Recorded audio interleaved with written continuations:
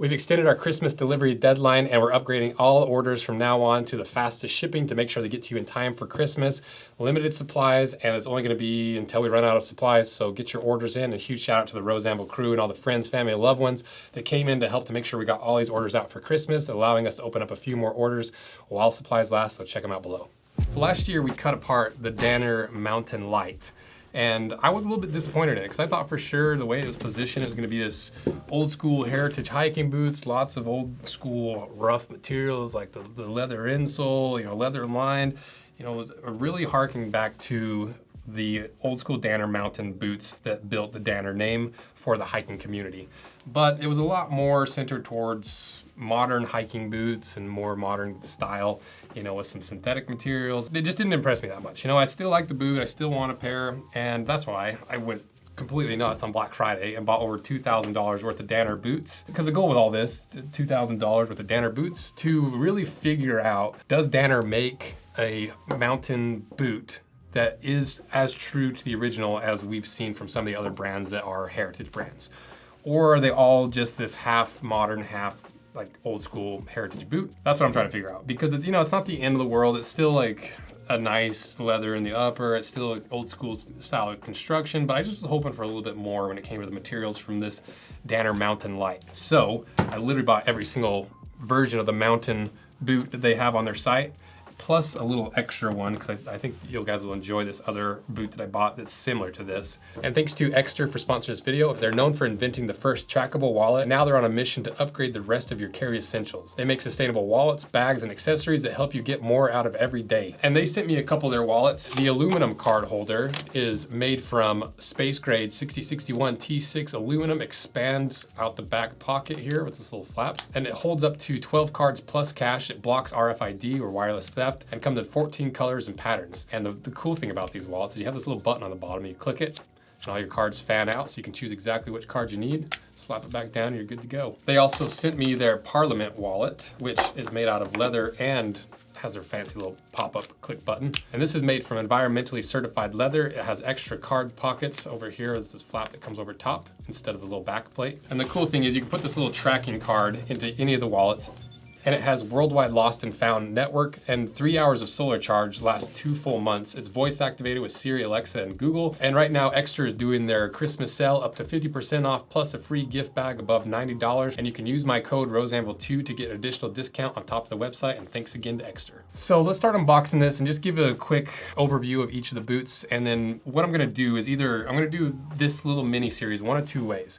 Either I'm gonna just do one big like Danner boot showdown where we cut all 5 of these in half or 4 of these in half in one video, compare them all, and it's gonna be a long like 20-minute video. Or I might do individual videos cutting each of them in half and doing like a little mini series. So let me know which you would prefer. I am a little bit split on which to do, and I haven't decided yet. So let's start unboxing these. So like I said, the very first one that we're not even unboxing is the original Danner Mountain Light. And we've already cut this in half, and I'll put the links to all these boots and the videos, this video, in the description. And I'm also gonna give you a little bit of sizing information and just some general stuff that we don't usually cover in the main cut in half videos. Plus I've been waiting for all these boots and I really wanna unbox them and see what's what, because the biggest thing for me is the lining. If it just had a decent lining, I would be a lot more excited about this boot. Some of the materials on the inside with the synthetics, I can kind of get past, but I was really hoping for a leather lining just to get that durability. So let's see what's what. So up first we have the Mountain Light 2. This is a stitch down construction, recraftable, Gore-Tex waterproof breathable lining. I got it in a 10.5 double E, and these retail for $440. I got them on their Black Friday sale for $330. So that's why I went a little nuts on Black Friday. Save us a little bit of money. So, I like that. What do we have here? Oh wow! So see, this is like part of the story of this boot. Is I feel like I kind of shortchanged Danner a little bit on this boot because they have such a wide range of these mountain boots. I feel like you can't write off the entire mountain line off of one boot, unless we see all of these and they're exactly the same. Then there's a case to be made. But this one already is a little bit different. First of all, it comes with these heel cups.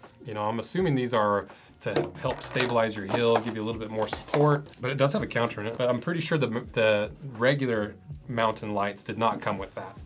This one does not come with an insole, which is surprising. Maybe it's still in here. Nope, no insole. Interesting. I guess it doesn't need an insole, but you'd think you'd want one in there just to give a little bit of extra protection in there. Strange.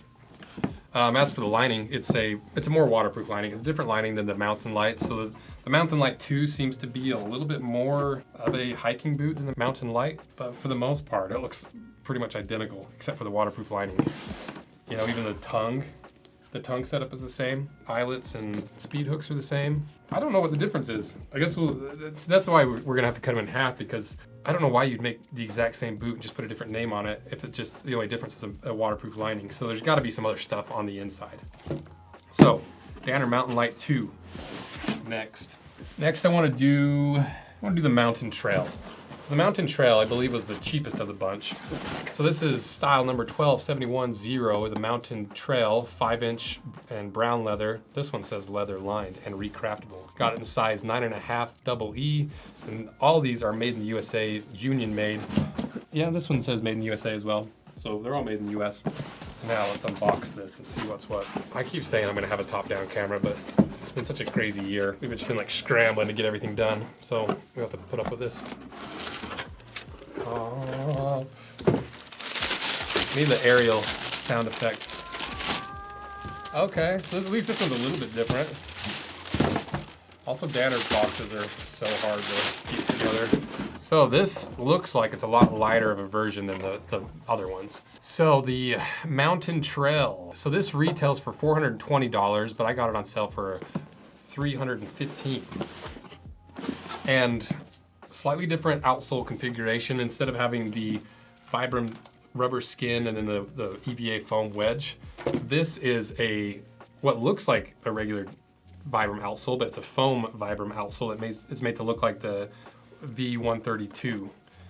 Interesting choice for a hiking boot, because you know it's foam at the end of the day, and so it's not going to be the most durable material for hiking. So this must be positioned more as a casual boot. You know, even on Danner's website, they don't really tell you exactly what these are intended for. You know, they're a little bit ambiguous, and so that's why I find value in doing these, because it's just some of these brands, you know, they have the marketing spins. They're such big corporations, and sometimes these little details of like, what is this boot even for, they slip through the cracks. And so I like doing these to give my opinion on what I would use these for. So already I like this boot a lot. I don't love that outsole. You know, this would be a really good casual boot because of that really soft outsole. It still has the stitched down construction, but more importantly, it's leather lined. I love a good leather lining. It's more durable, absorbs your sweat without stinking. And this one feels like it's an okay leather lining. You know, it kind of reminds me of the typical like heavy pigmented leathers you see in more dress boots. This also has a dedicated insole that looks like it's leather, and then it goes into foam at the toe. It's just open cell foam though at the toe. So I don't know, you know, for me, I would rather have the leather lining on one of the actual dedicated hiking boots rather than the more casual boot. But as a casual boot, it is lighter. It's gonna be a better casual boot than these other ones. Danner Mountain Trail seems to be a more casual version of the Danner Mountain Lights. And I think they're all built on the same last two, and they're surprisingly narrow. These are not wide boots. And part of that is because for a hiking boot, especially back in the day, they liked the concept of having your feet a little bit more squished, so you didn't have a lot of side slop, so you're not wearing out the bottom of your foot, getting blisters. And so traditional hiking boots are pretty narrow. That's why I like all the Pacific Northwest boots, being such an old school style of boot, are very narrow. Now it's to the Mountain Pass. So this is the 33-27-6 Mountain Pass 5-inch Rio Latigo, stitched down construction, recraftable, full grain leather. This is the one I have the most high hopes for because I believe it's Horween leather. Yeah, it's the Horween Rio leather. And I got this in a 10 double E. It retails for $430, but I got it for $322 on their Black Friday sale. So this is the one I really hope is the one that kind of hits all those check marks. Let's find out though. I'm not gonna get myself too excited about it before we get there. What a beautiful unboxing experience. Okay, so this one has a slightly different outsole than either two of them. It's kind of between the Mountain Trail and the Mountain Light. And you still have that EVA wedge, and it's that Horween Real Latigo leather. Oh, I was hoping it was leather lined, but it's not. It's lined with fabric. The collar's leather. It comes with a Ortholite insole. The lining looks about the same as the Mountain Lights. Dang it, I was hoping this was gonna be like a fully leather lined one that was like still built for hiking. I do like this leather a lot though. I think it's a really pretty leather. It's a little less finished than the others, or like it has less pigment on top, I guess is what I'm getting at. And I really like this leather, like this pop of color here around the collar. I just wish it was leather lined. So really, out of the mountain boots, the only one that's leather lined is their casual boots. So I don't really know why they make so many different versions of this exact same boot, because they kind of seem like they fulfill the same purpose. But that's why cutting them in half is so valuable, because a lot of times from the outside, boots all look very similar, but it's the inside details that really make or break a boot. So I guess we'll hold full judgment till we get them cut in half, and then I'm gonna start wearing these to give you guys some sizing recommendations and information. But I also wanted to show you guys this boot, because this seems to be the modernized version of the mountain boots. You know, Danner has plenty of hiking boots, and they have their more canvas and leather style hiking boots that you might be like, oh, that's more similar to these than this boot. But I think for the purpose of actually hiking, if you look at these boots through the lens of from the 70s, these were like dedicated hiking boots. These were not casual. These were not for style. They were for hiking. And then you look at Danner today, and they have a similar style of boot that is not casual. It's not for anything other than hunting, and it's built in a similar fashion that I think serves that purpose or fulfills that purpose of a hiking, hunting boot better than some of the other Danner traditional boots. So what is this boot? Well, this is the Elk Hunter 8-inch, 61020. Got it in a size 10. Must be standard width because it doesn't say. So, put it up.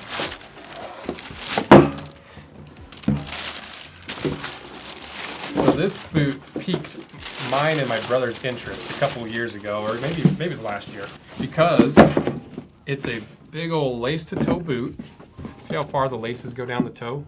It's a nice 8-inch boot. It's nubuck leather. It has the same style of outsole construction as the Mountain Passes, with a rubber outsole skin with an EVA foam wedge that runs the full length of the boot, and stitched down construction. And so it's very similar to these boots, but actually purpose-built for hunting.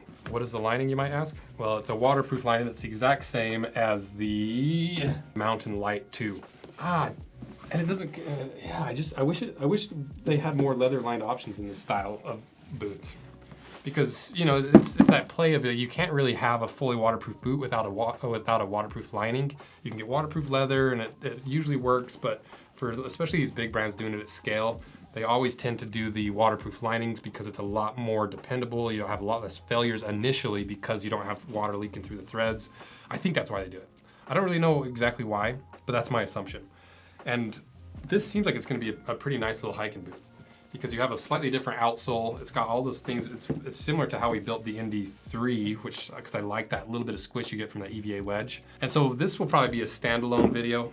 I don't know. I haven't really decided.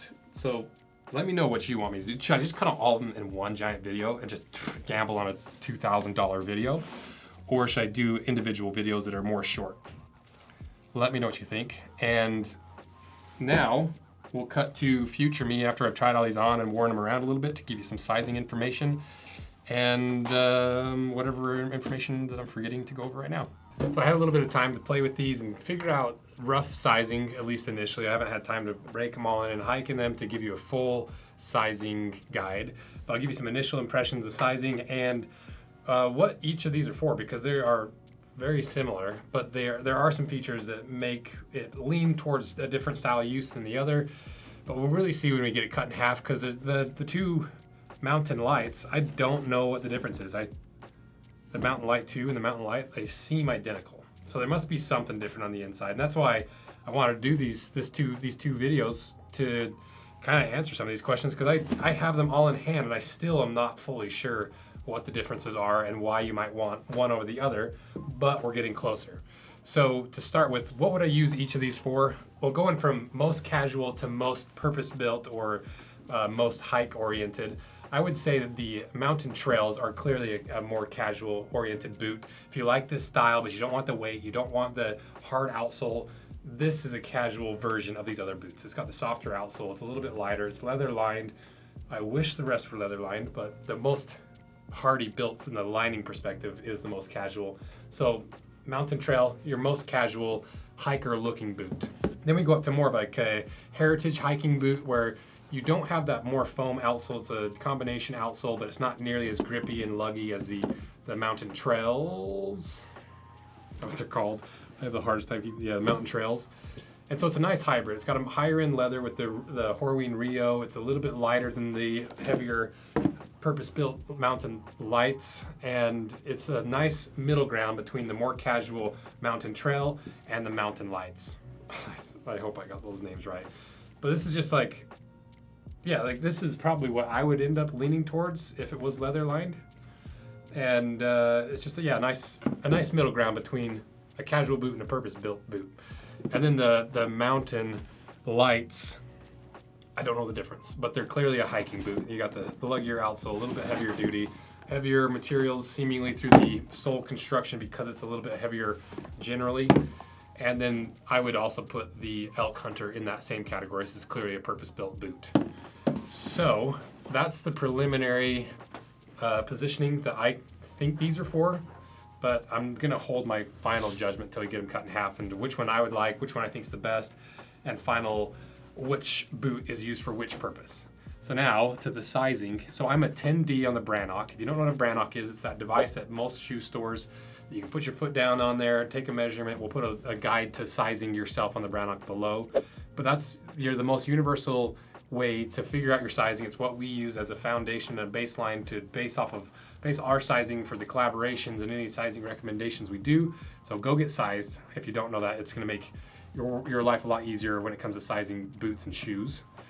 So, like I said, I'm a 10D on the Brannock, and I have anything from a 9.5D to a 10.5 double E. And the thing about the last that this is built on is that it's super, super narrow. All of these are super narrow, even though we have a couple double E's. And so I would say generally, unless you like a really snug fit, just start with the wider width. Get as wide of a width as they offer, because just look how narrow these are compared to like a pair of the opposite end of the spectrum, a pair of Jim Greens. You know, super, super narrow. And then as for length, if I could go down to a 9.5, but it's a more snug fit. If you like your boot snug, you could go half a size down from your Brannock, but I would recommend just going true to your Brannock. I would at least, unless you like them really snug and you don't like a lot of room at the end of your boot, I would go with true to your Brannock. So I would go with a 10 double E. But if I was going to run another insole on the inside, or if I had really wide feet, or if I wanted a little extra length, you could go up to a 10.5 and you'd be fine. There's still, because of how narrow the last is, it's still going to be pretty narrow if you go up half a size and you're a double E width. So to encapsulate that, if you want a really snug fit, go half a size down from your Brannock and just go double E. You might as well. If you like an averagely snug fit when balancing the width and the length, you can go true to your Brannock. But if you like lots of room and you want a little bit of extra room to put an insole in, go half a size up for your Brannock. But if you have big old wide feet, this might not be the boot for you. I just have a hard time believing anybody with anything but average to narrow feet are even gonna enjoy this because of how narrow the last is.